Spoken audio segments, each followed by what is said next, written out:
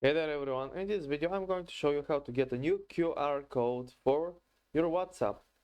So you may want to do this if you've already given out your QR code but you don't want people to be able to find you anymore through it.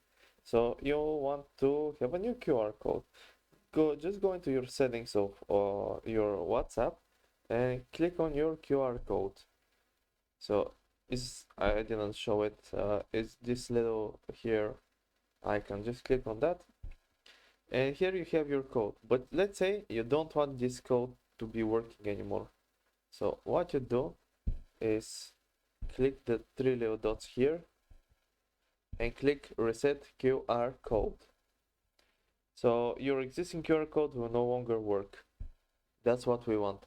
And click reset, and it will give us a new QR code. And that's it. Hope this helped. If it did, leave a like and subscribe, and see you next time.